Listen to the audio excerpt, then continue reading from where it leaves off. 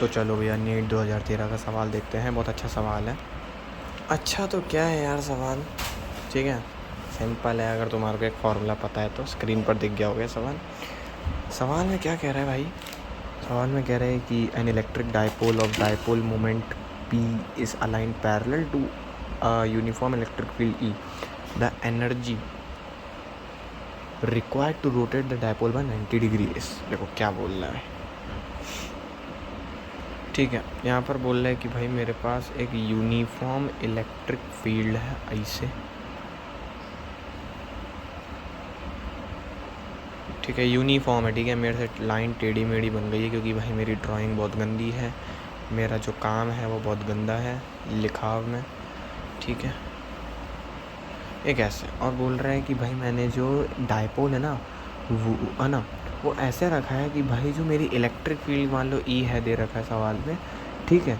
तो जो electric field है ना, तो स्टार्टिंग में मेरा जो डाइपोल है ना वो ऐसे रखा गया है कि डाइपोल मोमेंट जो है ना और जो E है वो पैरेलल है। बोलो ना electric dipole of dipole moment P is aligned parallel to uniform electric, मतलब जो इलेक्ट्रिक फील्ड है ना, हाँ उसी के पैरेलल में ही रखा गया है ना डाइपोल को।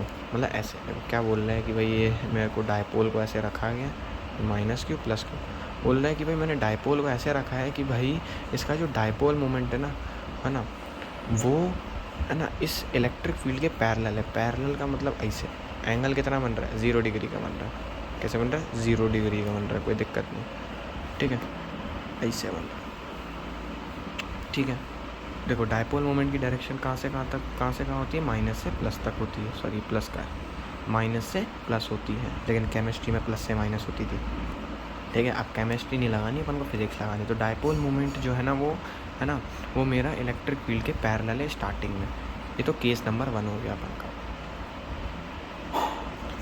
ठीक है। अब केस नंबर 2 क्या था कि यही इलेक्ट्रिक फील्ड थी,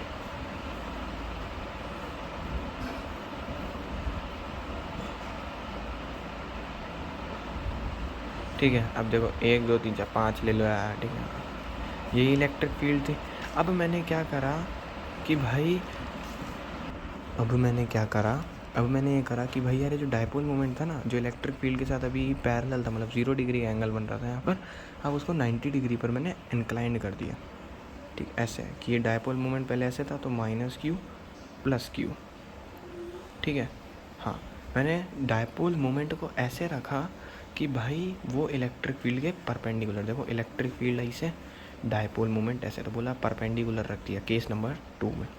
तो मुझे बोल रहा है कि कितनी एनर्जी लगी होगी डाइपोल को, है ना, इस 0 डिग्री से 90 डिग्री पर लाने के लिए। मुझे पता है कि भाई एनर्जी बोल रहा है मतलब potential energy delta U equals to work done by external agent. और अगर तुमने डेरिवेशन करी होगी तो तुम्हारे को पता होगा एक्सटर्नल एजेंट जो होता है ना उसके थ्रू कितना वर्क डन होता है। किसी भी इलेक्ट्रिक फील्ड में अगर एक डाइपोल रखा पड़ा है उसको किसी एक एंगल से दूसरे एंगल पर ले जाने के लिए कितना वर्क डन होता था minus PE into cos theta 2 minus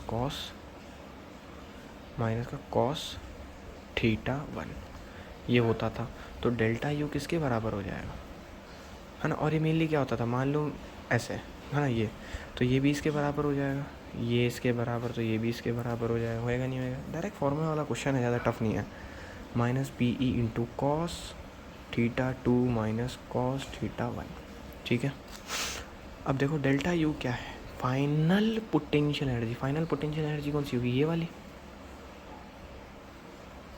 minus initial potential energy, वो क्या होगी, माइनस का P मेरा P है, मुझे जो मैग्नीट्यूड दे रखा है डाइपोल मोमेंट का P है, इलेक्ट्रिक फील्ड मुझे E दे रखा है, कॉस थीटा 2 कौन सा है, मतलब ये मेरा थीटा 1 मान लो, ये मेरा थीटा 2। डेरिवेशन करी हुई होगी ना अगर तुमने इसकी तो तुम कर दोगे सवाल को। तो कॉस थीटा 2 कितना होएगा मेरा, ये बाद में ये वाला केस है तो ये थीटा 1 होगा यहाँ पर कोई, और यहाँ पर कोई थीटा 2 होगा। थीटा 2 कितना है 90, तो कॉस 90 माइनस कॉस इनिशियली कितना एंगल था 0, तो 0 डिग्री।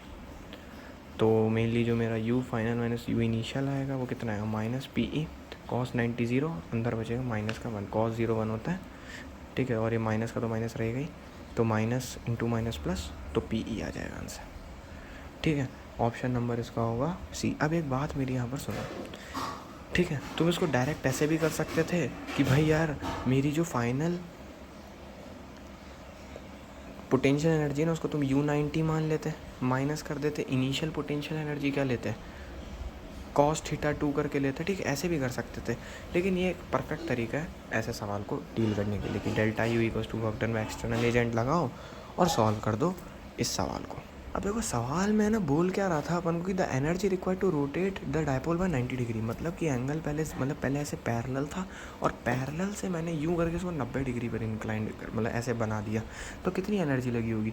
तो मेनली ये क्या है डेल्टा, ये जो फार्मूला है ना क्या बता रहा था, वो फार्मूले जो है ना उसको समझो कि इसका मीनिंग क्या है। ये क्या बता रहा है कि भाई जो मेरी पोटेंशियल है डेल्टा यू कैसे लिख सकता हूँ कि जो मेरी पोटेंशियल एनर्जी थी ना 90 डिग्री पर माइनस करूँ पोटेंशियल एनर्जी 0 डिग्री पर, 90 डिग्री पर मतलब कि जो मेरी potential energy final potential energy थी ना, मतलब उसको मैंने मान लिया 90 डिग्री पर मेरी जो पोटेंशियल एनर्जी होगी है ना, इसको ऐसे भी लिख सकता हूँ मैं कि you final minus you initial.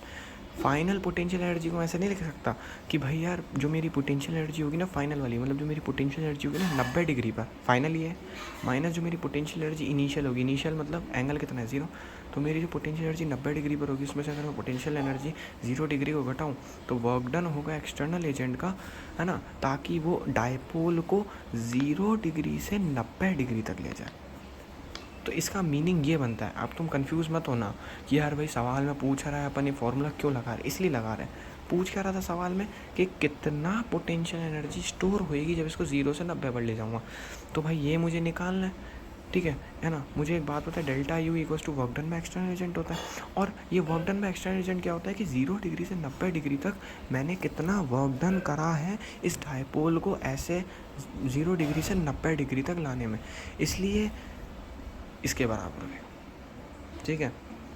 तो सिंपल सा कहने का ये मतलब है, मुझे सवाल में ढूंढना था कि भाई अगर मेरे पास एक डायपोल है जो इलेक्ट्रिक फील्ड के मतलब जो मेरा डायपोल मोमेंट है वो इलेक्ट्रिक फील्ड के 0 डिग्री बना रहा है और बाद में 90 डिग्री बना रहा है वो डायपोल मोमेंट, तो 0 डिग्री से 90 डिग्री तक लाने में मुझे कितना पोटेंशियल एनर्जी स्टोर हुई या कितना वर्क डन करना पड़ा 0 से 90 तक लाने में। बात एक ही है, क्योंकि ये देखो ना फॉर्मूले से अपन बोल सकते हैं। कंसेप्ट आ गया, क्लियर हो गया, चलो।